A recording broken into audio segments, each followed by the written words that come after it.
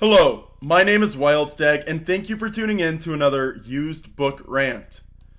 Today I'm going to be covering this book, Cliffs and Challenges, written by Laura White Brunner with an introduction by Jared N. Champion. Now, this book is copyright 1990, the front matter and notes from 2019, and I paid $8 for this book at Coaz Books in Las Cruces, New Mexico. In it, I have a plain white, probably index card bookmark. There's no markings on it, no notes, no nothing. A pretty plain bookmark. What impressed me about this book when I was first thumbing through it were the pictures. There's a picture here, Laura on Half Dome, as well as White and Friends on a ledge, both taken in 1915. And would you just look at how big and beautiful those scenes are. I've never been to Yosemite National Park, but there's a huge drop on the one White and Friends on a ledge, courtesy of Yosemite National Park archives. This book details the life of Laura White when she was about a 15 or 16-year-old girl working at Yosemite National Park as a housekeeper. At the time, there was this camp, and visitors would stay in these canvas tents with cots, mattresses, and sheets. And every day they were supposed to wash those sheets. They were supposed to clean the pillows, clean the whole tents, and she was tasked with doing that cleaning. She was kept busy by her work, but she still had opportunities to go exploring. There's a fun story here where she says, "Once at the breakfast table, I mentioned that I guessed I had rubbed shoulders with a bear. I slept on the inside of the bed next to the side of the tent and must have been lying up against the canvas when something rubbed against me from the other side and woke me instantly. As I glanced over the covers, I saw a bear standing in the moonlight at the entrance of the tent. He was sniffing the air. Satisfied there wasn't any side of bacon to come in for, he ambled away. At the mention of a bear soon, everyone at the table had to tell of his run-in with a bear and its results. Bill reminded us again that there were bears down by the garbage dump every evening, and why didn't we go down and watch them? So one evening, about 15 of us started out after supper. Jean didn't go. Smell garbage to see a bear? I don't want to see one that badly.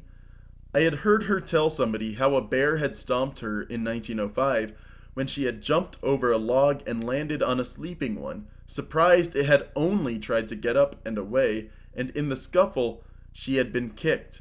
I believe she was actually afraid, and I didn't blame her." Now, for context, Jean is her mother, and for some reason in this text, she refers to her mother by her first name, which is really strange to me, but so be it. "It was planned that we would stretch out on the ground at arm's length apart, not talk and be still. We had to approach against the wind. We held our noses and lay down in the grass as directed.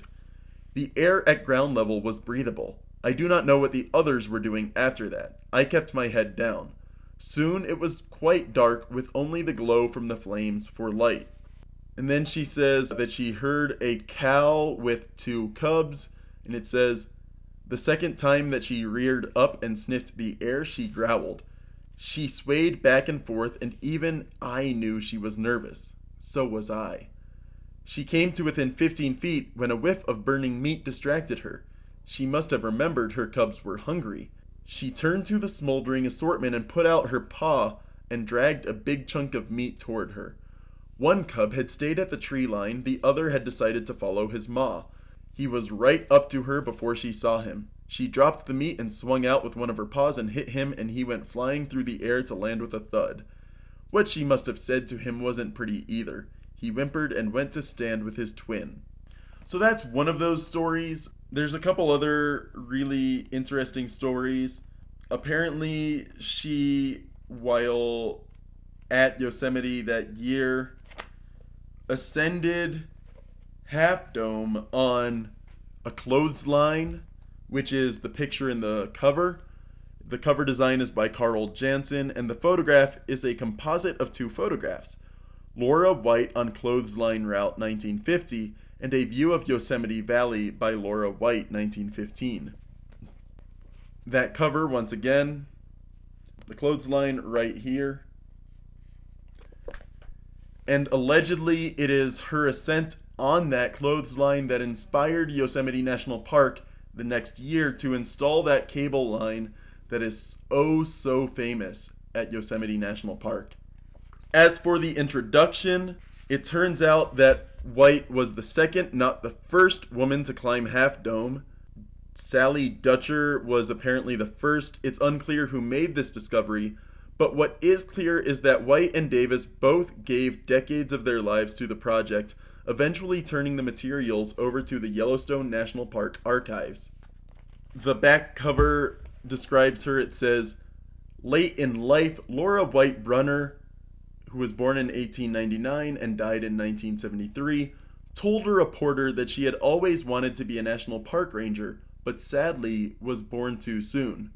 Nonetheless, she made Yosemite her own, in her hiking, photographs, and memoir, but also in a practical sense when her ascent of Half Dome by the clothesline route inspired the park administration, who feared more women might summit the monolith, to install the iconic cables on Half Dome route that remains in place today.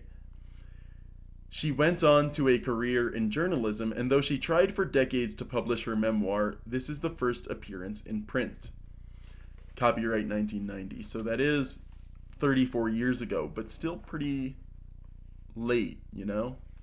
One of the interesting parts of the introduction, before I get to the rest of the rant, is that it does have a section in the introduction titled Yosemite National Parks and Gender in a Time of Flux.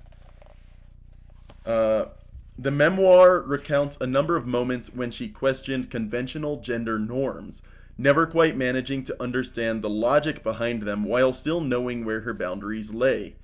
In one example, White compares herself to a guest whom she considers beautiful and concludes that she is plain and has no dazzle.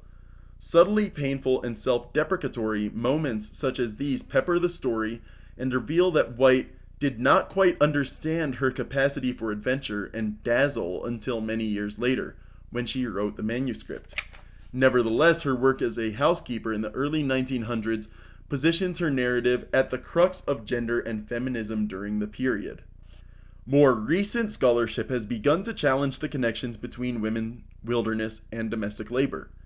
Nancy C. Unger's Beyond Nature's Housekeepers, American Women in Environmental History, Polly Welch Kaufman's The National Parks and the Woman's Voice, A History, and Stacey Alamo's The Undomesticated Nature of Feminism, Mary Austin and the Progressive Women Conservationists, have all made new inroads into rethinking women's roles in environmental and conservation history. Alamo argues that Mary Austin saw nature not as a repository of resources for household use, but as an undomesticated, potentially feminist space that moved outside progressive eras feminism's utilitarian conception of nature and promoted women's domestic skills as their qualification for conservation work. What intrigues me about that is it mentions national parks and the woman's voice, which I have on my bookshelf behind me, and which I covered on this channel last year for March, Women's History Month in 2023. This book is very small font size, 200 pages, very densely packed information. No mention of Laura White Brunner in it, which is, you know, it's fair. She wasn't a pioneer in the national park. She wasn't one of the first female park rangers. This is just the story of an adventurous woman who spent a summer at Yosemite National Park working at the park as a housekeeper. So her story isn't necessarily big enough to make it into this book, but I discussed it last year. Another thing I noticed when I was discussing that scene where she's seeing that bear and her cubs, is that that's a common issue at most parks. The bear proof trash cans you see at Yosemite, Yellowstone, Carlsbad Caverns, Rocky Mountains National Park, Shenandoah National Park, Great Smoky Mountains, all of those parks and so many more have these bear proof or critter proof trash cans so that bears don't get into the dump. And one of those tangential stories is Robert Sapolsky, who wrote A Primate's Memoir, and I've discussed that book on this channel as well.